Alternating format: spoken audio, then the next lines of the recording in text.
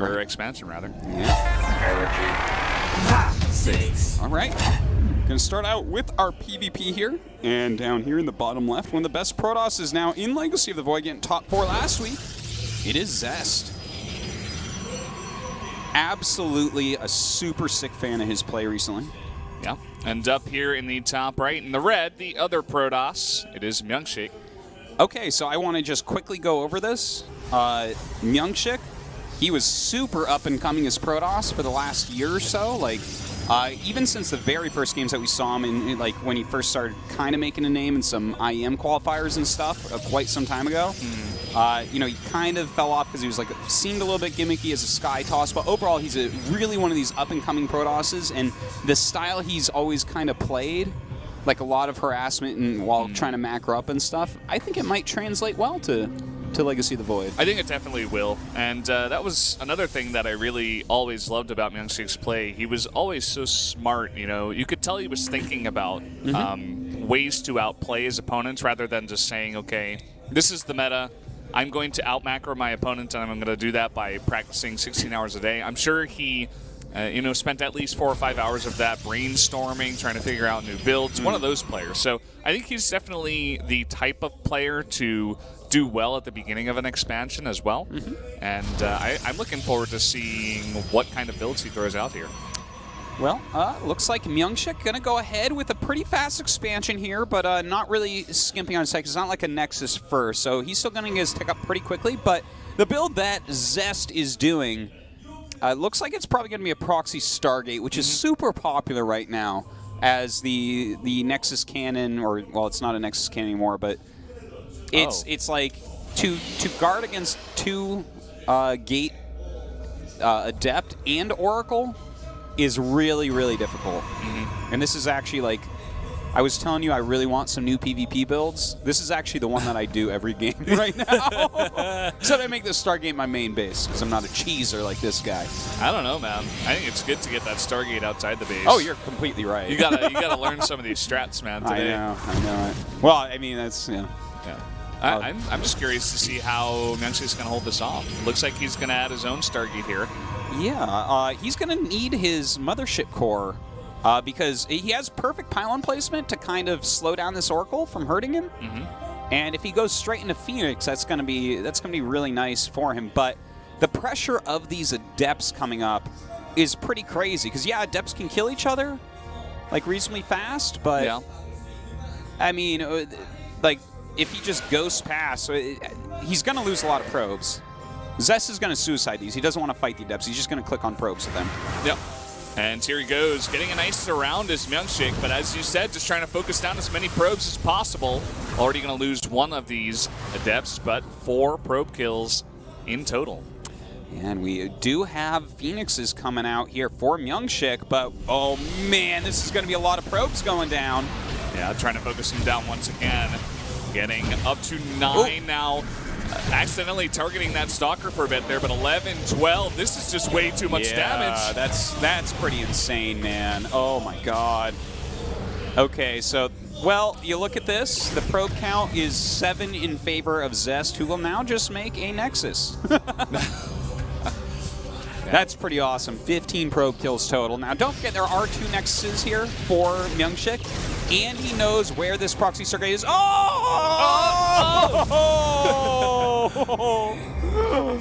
it's a Christmas miracle, Brendan. Oh, man. Well, this is going to be interesting because MyuNgSiK is going to park right over this and always get the first shot.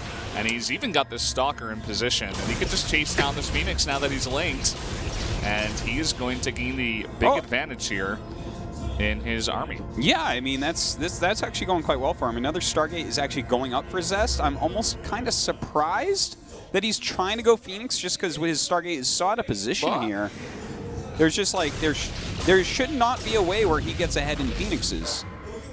I don't think. Like, if you just float over that other Stargate. But anyways, right here, we actually do have these Adepts coming up, and it looks like it's time for MyuNgSiK to get some damage done here.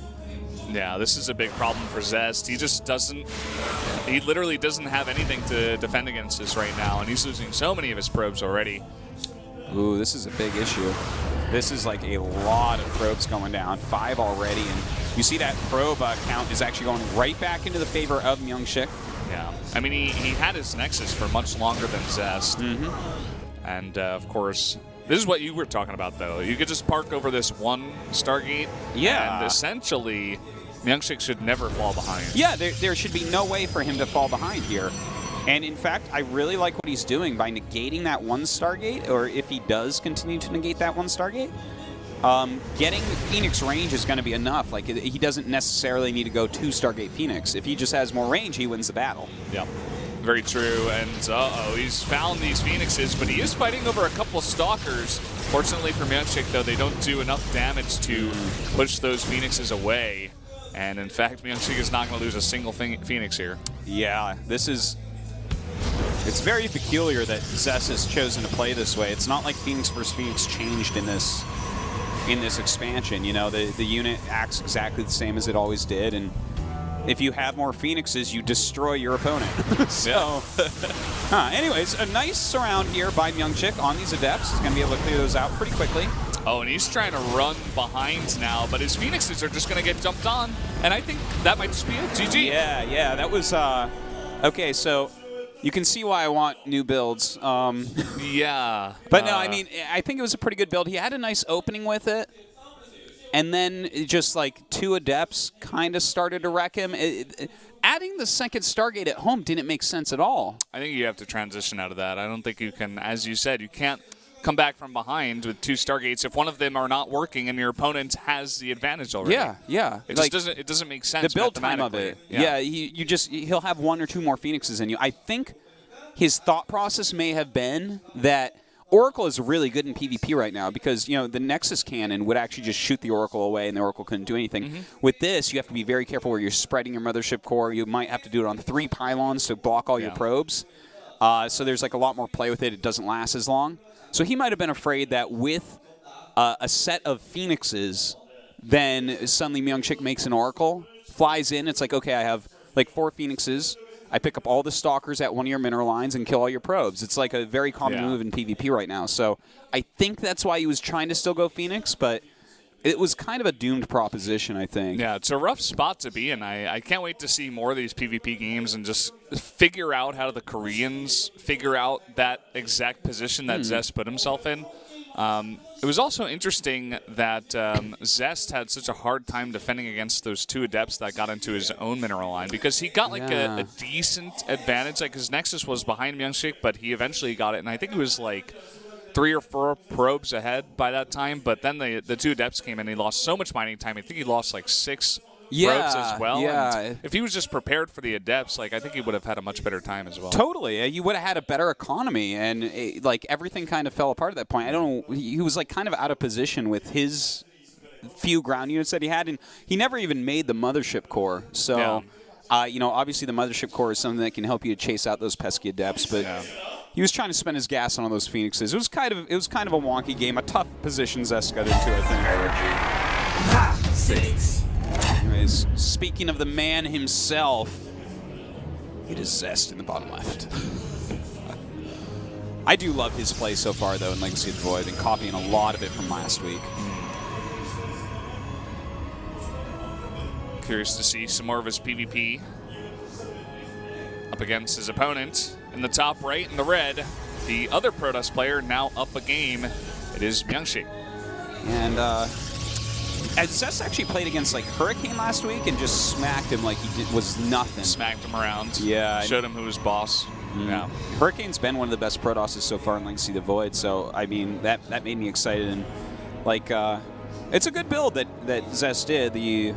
The 2 Gateway Adept into Oracle, you're always going to get a pretty strong amount of probes with that, but MyuNgSiK was pretty on top of things, you know, going straight into the Phoenix play. Yeah, and this time around, with pretty slow amounts of gas being taken by both players, it looks like they'll just do the same build here. The Nexus very slightly faster for Zest. Not going to make too much of a difference here. All right, well, that's a totally fine way to go about it. You know, Orbital and Dusk Towers are both maps where basically in any matchup, you can just take very fast expansion because you have that tiny little ramp that you have to defend. Yeah. It's kind of interesting that even in the PvP matchup, we see two of the same maps that we saw played, I think, in every single matchup yesterday. Yeah. You know, we had 3 ZVTs and a PVT, and even in PvP, we see Orbital Shipyard and Dust Towers again. So definitely, I suppose, some of the favorite maps of the pro gamers are maybe just more of the more comfortable ones, more balanced, I'd say. Yeah, well, Prion Terrace is like either you have a plan to abuse or you're playing a mind game on it. Like, so I think that gets banned out a lot. And then the other two are 4-player maps, which just in general in StarCraft 2 are a little bit funky. So, oh, yeah. Oftentimes one of those will be taken out. Not too surprised about the fact that we're seeing these over and over. Definitely my favorite maps to play on out of the ladder pool. Well, we're going to see the first difference in the builds here. It looks like Stargate is going to be chosen by MyuNgSiK. No surprise there. And just a Mothership Core and another Stalker coming out here for Zest. Looking to play maybe a bit more defensively. Could possibly go into Blink eventually, and we do see the Twilight Council coming down. Okay. Well, you know, This is kind of what you have to decide in PvP right now. Do you go Twilight Tech or do you do Stargate Tech? Like, Robotech is still not a thing. Yeah. The Oracle really made sure of that. So, and of course the Phoenix is getting better as well. But all right, we'll see how these two builds actually go against each other. In Heart of the Swarm, I actually kind of prefer the Oracle openings to Twilight Tech, because even if they're going Blink, you could go Oracle Blink and basically have the same amount of Stalkers and an Oracle, which was pretty neat. Well, these two Stalkers are not going to allow those Adepts to warp in there. Yeah, they're actually kind of looking for him. There they go. Follow those shades. No. Not going to go through, yeah. Yeah, having some sort of control, though. He's at least getting some scouting done. He sees 3 Stalkers. I think at that point you have to assume that it's Blink on the way. And we do have both players going into Robotics Tech after their original choices, and I don't necessarily think this was a good idea. Not really training too well. I mean, he does get that scouting information, and he actually draws the Stalkers out of position. Yeah, I think that's what his plan was, but Zest was way too smart. Like, immediately he's like, wait, why did you tell... Oh, there's an Oracle coming, and sends his Mothership Core to that expansion immediately. So, some really strong defense so far by Zest. But, I mean, that doesn't put Zest ahead, I wouldn't say. If you look at this right now, the economies are very close, and I guess Zest might try to actually bust with Blink. He's going to have Blink. He's going to have a Warp Prism as well, just to help warp in at the front. As you were saying, will definitely help with any kind of Blink bust. Could also use it at the back door if he wants to do a 2-pronged attack. We do have a very interesting build coming out of MyuNgSiK, making Void Rays and Immortals. Yeah, so the Void Ray is really interesting to me here, actually. I wonder exactly what... like, that might just be like, okay, I'm a little bit afraid of Blink Stalkers. It's kind of like a Flying Immortal. Yeah, I was thinking also that it might just be to deal with the Warp Prism if it does go into the back. You know, like a Viking. Very good point. We've seen that a decent amount before, even in Heart of the Swarm.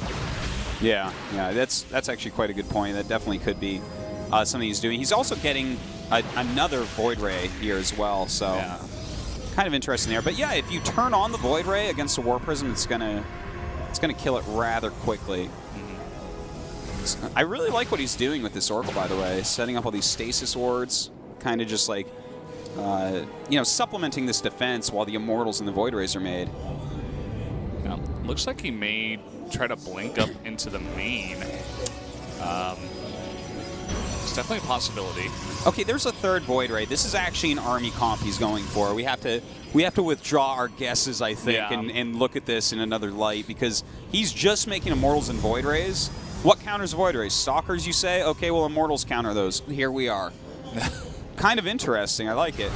Well, look at this. We do have 4 Adepts coming into the back, but 2 Overcharges are going to push that Warp Prism out, but that's going to leave a lot less energy for the Mothership Core. And oh, look at this. He might be able to catch a Void Ray. That's actually a really big deal, and he's going to be able to get out of here with everything. Yeah. Wow. That's such a snipe. Void Rays are not cheap at all. Quite the contrary. They're very expensive. They're really expensive, yeah. Those are like little Tickle Me Elmos flying around, man. Yeah. Sorry, I haven't lived in America a long time, guys. It's the last popular toy I remember. Well. Oh! Actually gets caught. That's pretty nice. Might not end up actually being the biggest deal, but at least he sees where these 4 stalkers are for a little bit. Yeah, he's going to move out and maybe even try to ambush them here, but actually rethinking that. I'm going to go the other way around. Okay, so this is really interesting, this army that we're looking at here, because it looks pretty scary, right? Now, the actual counter to an army like this would be having a lot of sentries with your stalkers. Like, if he can afford a bunch of sentries, because, like, he has blink, he needs to basically tell MyuNgSiK what he's fighting with the entire time. And if he can't do that, this army obviously beats the weird army of Zest right here. Yeah. So the thing is, he doesn't have that. We'll see how this micro goes, though. I'm kind of curious about these sentries in MyuNgSiK's army. How is he going to use this against the Blink? He might be able to separate the Zealots and the Adepts from the Blink Stalkers and force Zest to fight with only half his army. Yeah, it looks like it. Look at that. And now he gets all these pylons for free, which he really kind of needed. Yeah. This is a very nice move by MyuNgSiK. That is a really powerful army as well. A lot of DTs actually mixed in. He doesn't have an observer with this army. Oh, there it is. Finally, it's coming in. Oh, and he actually kills his opponent's observer as well. Looks like Zest not going to be winning a Code S spot in the preseason. Not looking like it. This is a really interesting army composition. Even Phoenix and the Oracle coming back to help. And just a nice timing to take out the third and win the game here. Yeah, no, he's definitely got it there. Really kind of a cool unit comp that MyuNgSiK went for here, GG. If you